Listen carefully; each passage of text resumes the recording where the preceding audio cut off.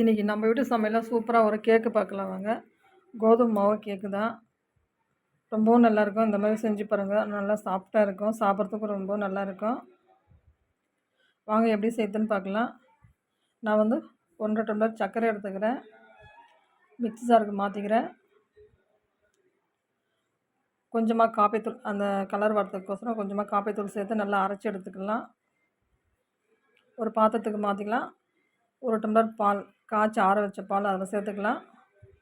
1/4 tumbler சமையல் எண்ணெய், வாசனை எல்லாமே எண்ணெய் சேர்த்துக்கலாம். 3 டம்ளர் கோதுமை மாவு சேர்த்துக்கலாம். 1/2 ஸ்பூன் இட்லி சோட்டை மாவு சேர்த்துக்கலாம். 1/4 டம்ளர் தயிர் சேர்த்துக்கலாம். இதை நம்ம நல்லா கலக்கி எடுத்துக்கலாம். இதை போல் நல்லா கலந்து விட்டுக்கலாம். நல்லா கலந்து விட்டு இதில் கொஞ்சோண்டு ஃப்ரூட்டி சேர்த்துக்கலாம். சேர்த்து நல்லா கலந்து விட்டுக்கலாம்.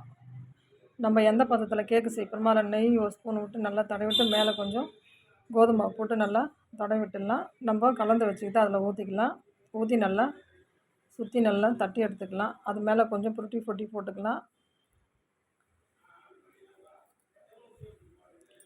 இது போல் நல்லா ஃப்ரூட்டி போட்டு நம்ம ஒரு 10 நிமிஷம் நல்லா குக்கரை நல்லா காயிட்டுன்னு அதில் ஒரு தட்டு போட்டு நம்ம ஊற்றி வச்சுருது அதை உள்ளே எடுத்து வச்சிடலாம்.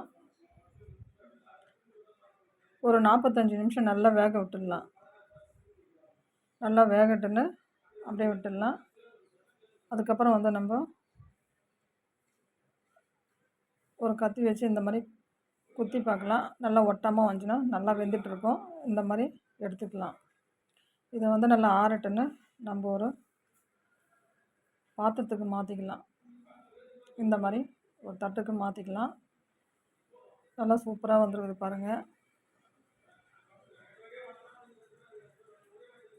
செஞ்சு பாருங்கள். செஞ்சு பார்த்துட்டு சொல்லுங்கள். இன்றைக்கி நாங்கள் இதை தான் செஞ்சோம். ரொம்பவும் நல்லாயிருக்கும். கோதுமை மாவு கேக்கு செஞ்சு பாருங்கள்.